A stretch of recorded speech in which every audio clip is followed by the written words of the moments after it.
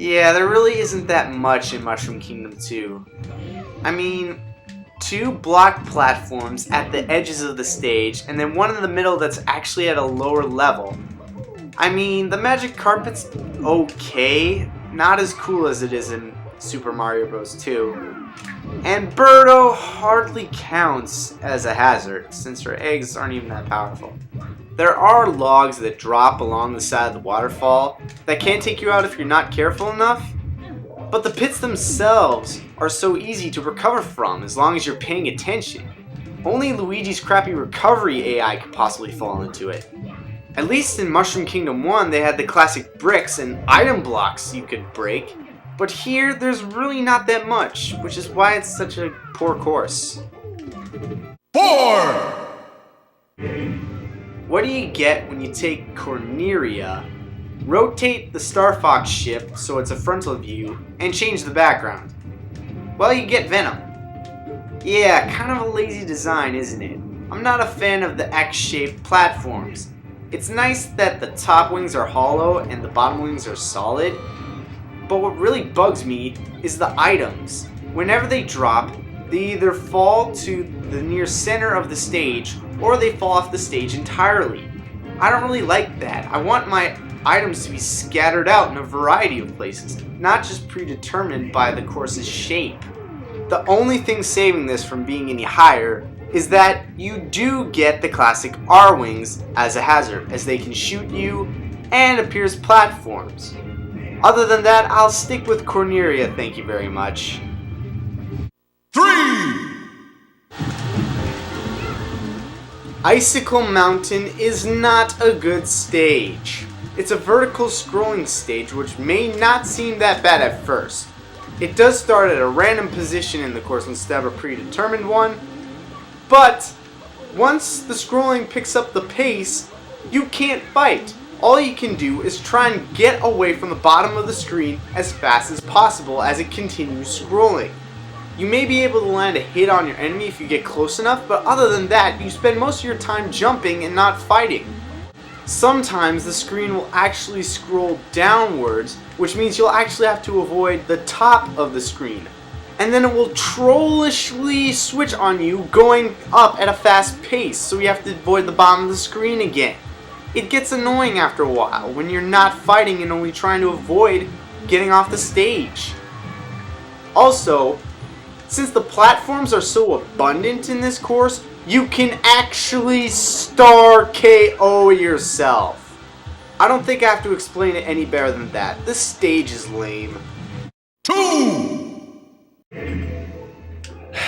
Brinstar Depths. A very disappointing stage to say the least. It may have been a creative idea having Kraid rotate the entire stage, and he does choose randomly which way to rotate it, whether clockwise or counterclockwise. But the shape of the stage itself makes it very awkward, as items may fall off the stage entirely like they do in Venom, the mini platforms become awkward to walk on, and sometimes there's very little room for fighting. In most other stages, you can grab onto the ledges to help with your recovery.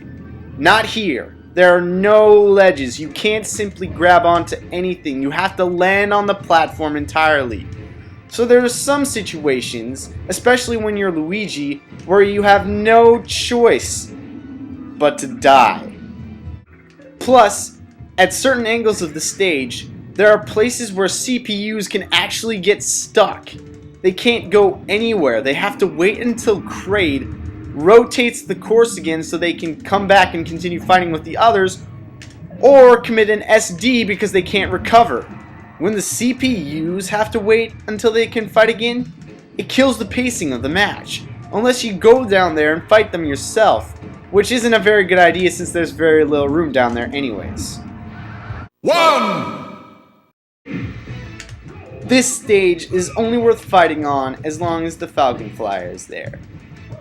Big Blue may have been a cool concept. Hey, let's not just take it to the track like we do in Mute City. Let's actually go on the racing cars and fight on those. That's a good idea, wasn't it? Well, may have been a good idea, but it's its execution that was poorly done. Big Blue is just a terrible course to fight on, not because of how small the platforms are, or how much they move constantly, but how easy it is for anyone to die on this course. Seriously, you just have to touch the track, and if you don't recover fast enough, you're done for. Seriously, not even CPUs are immune to this.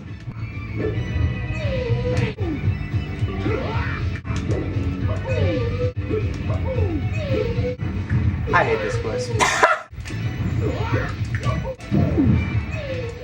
Guess how many SDs each CPU got? 7. 7! And they're level 9s. It's so sad that this stage was brought back in Super Smash Bros. Brawl. Mute City is clearly the better between the two F-Zero stages. The only upside I can see is that the alternative soundtrack for this stage is the Mach Rider remix, which is actually pretty good, but it's still not worth fighting on this stage for. Hands down, Big Blue is the worst stage in Melee.